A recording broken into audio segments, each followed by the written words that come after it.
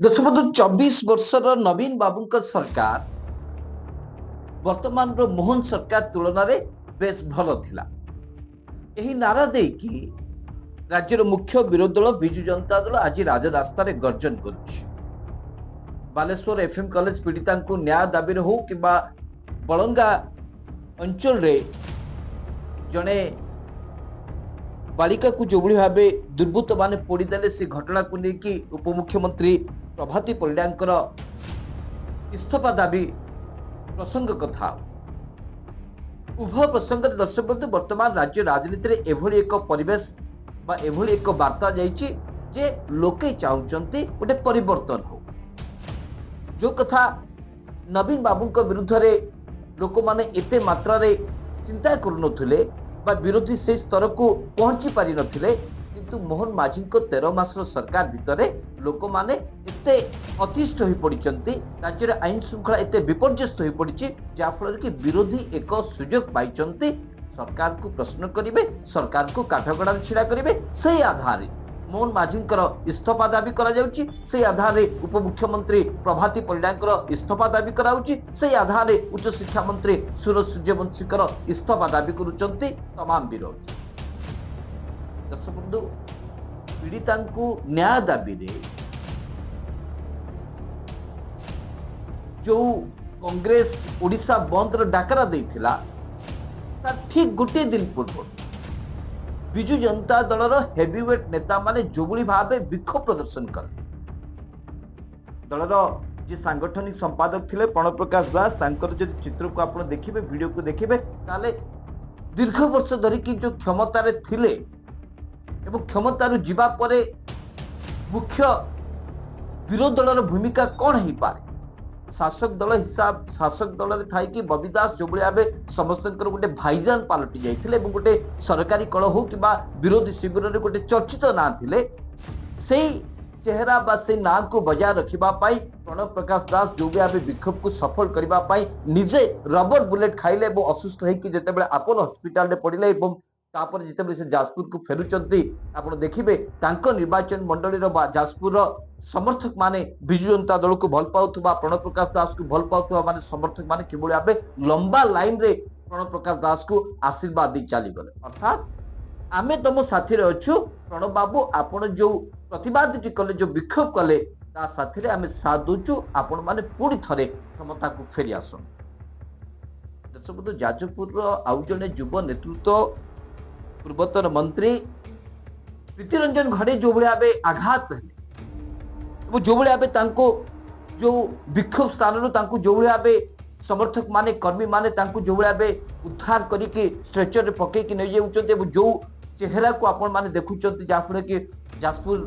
ଜିଲ୍ଲାର ଏବଂ ସୁକିନ୍ଦା ଅଞ୍ଚଳର ହଜାର ହଜାର ସମର୍ଥକ କର୍ମୀ ଯୋଉଭଳି ଭାବେ ଭାବ ବିହଳ ହୋଇ ପଡୁଛନ୍ତି ଯେ ତାଙ୍କ ନେତା କିଭଳି ଭାବେ ମାଡ଼ ଖାଇଲେ, କିଭଳି ଭାବେ ନବୀନ ବାବୁଙ୍କ ପାଇଁ ଲହୁଲୁହାଣ ହେଲେ, ଆଉ ଏ ମୋହନ ମାଝୀଙ୍କ ସରକାରକୁ ସେମାନେ ସହ୍ୟ କରିପାରୁନାହାନ୍ତି, ତେଣୁକରି ଗୋଟେ ପରିବର୍ତ୍ତନ ଚାହୁଁଛନ୍ତି। ଏଇ ଯୋଉ ବାର୍ତ୍ତାଟି ଗଲା, ଦର୍ଶକ ବନ୍ଧୁ, ଚର୍ଚ୍ଚିତ ସାଂସଦ ସୁଲତା ଦେଓ ମଧ୍ୟ ଯୋଉଭଳି ଭାବେ ଲହୁଲୁହାଣ ହେଲେ ଏବଂ ଯୋଉ ତାଙ୍କର ଯୋଉ ଛବିକୁ ବିଜୁ ଜନତା ଦଳର ତମାମ କର୍ମକର୍ତ୍ତା ମାନେ ଦେଖିଲେ, ଦର୍ଶକ ବନ୍ଧୁ, এই ସବୁ ଦୃଶ୍ୟ ବିଜୁ ଜନତା ଦଳର କର୍ମକର୍ତ୍ତା ମାନଙ୍କୁ ବହୁତ ମାନେ ଉତ୍ସାହିତ କରିଛି ଏବଂ ସେମାନଙ୍କ ମନରେ ଗୋଟେ ଜୋଶ ଭରିଛି ଯେ ନାଇଁ ଆମର ବି କିଛି ହେଇପାରେ।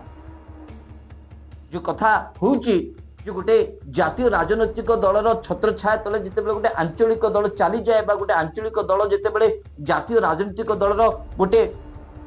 ଫାଶରେ ପଡ଼ିଯାଏ, ସିଏ ଆଗକୁ ଆଉ ବଢିପାରେ ନାହିଁ, ତାକୁ ମିଥ୍ୟା ପ୍ରମାଣିତ କରିବାକୁ ଯାଇ ନବୀନ ବାବୁଙ୍କର ସିପାହୀ ମାନେ ପ୍ରଣବ ପ୍ରକାଶ ଦାସଙ୍କ ଠାରୁ ଆରମ୍ଭ କରିକି ପ୍ରୀତିରଞ୍ଜନ ଘଡ଼ାଇଙ୍କ ଠାରୁ ଆରମ୍ଭ କରିକି ସୁଲତା ଦେଓଙ୍କ ପର୍ଯ୍ୟନ୍ତ, ସଞ୍ଜୟ ଦାସ ବର୍ମାଙ୍କ ଠାରୁ ଆରମ୍ଭ କରିକି ଅରୁଣ ସାହୁଙ୍କ ପର୍ଯ୍ୟନ୍ତ ଯୋଉଭଳି ଭାବେ ଏମାନେ ପୁରା ବିକ୍ଷୋଭକୁ ସଫଳ କରିବା ପାଇଁ ସମସ୍ତେ ରାଜରାସ୍ତାରେ ଆସିଲେ ଏବଂ ସମସ୍ତେ କୋଟା କୋଟି ଲହୁଲୁହାଣ ହେଲେ। ଡକ୍ଟର ଅରୁଣ ସାହୁଙ୍କ ଭିଡିଓକୁ ତ ଆପଣ ଦେଖୁଛନ୍ତି ଭଲ ଭାବେ ଯେ କିଭଳି ଭାବେ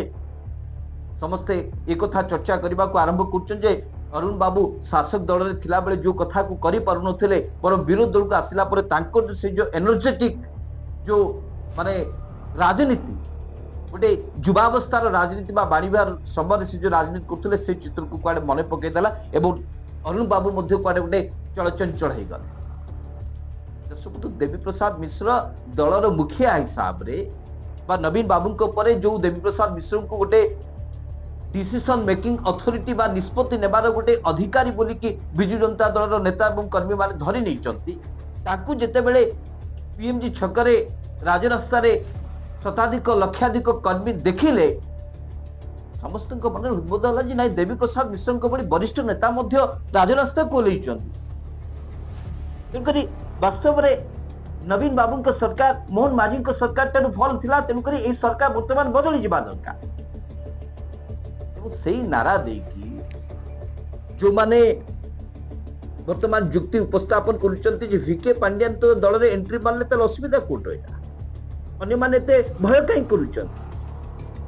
दर्शक बिजु जनता दल रो नेता माने कर्मी माने जो माने वीके पांड्यान को पाई जुक्ति उपस्थापन करुचंती समाने एक कथा जानि रखिबा दरकार जे ए प्रश्न गणमाध्यम रो के उठौ नांती गणमाध्यम रो निर्वाचन पूर्व उठा जाउतला किंतु निर्वाचन सरिबा परे से वीके पांड्यान को दायी देकी अनेक वरिष्ठ नेता खुलम खुला विसर्गार करिसंती पांड्यान बाबू जितेबेले बिजु जनता दल निर्वाचन हारीगला और परवर्ती समय जितेबेले पांड्यान बाबू पूरा अखिलेश बिजु जनता दल एंट्री मारुचंती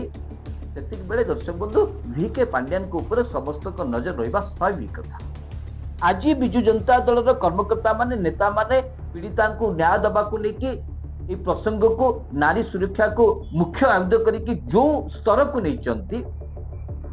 नवीन बाबू पीड़िता को न्याय दाबी करके जो भाव ट्वीट करिसंती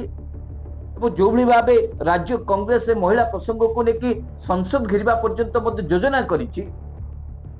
तुलन में बिजु जनता दल कर्मकर्ता माने 21 तारिख में आरडीसी ऑफिस घेराव करेंगे बोल कि जो माने आह्वान देइचंती दर्शक बंधु ए कथा सब किछि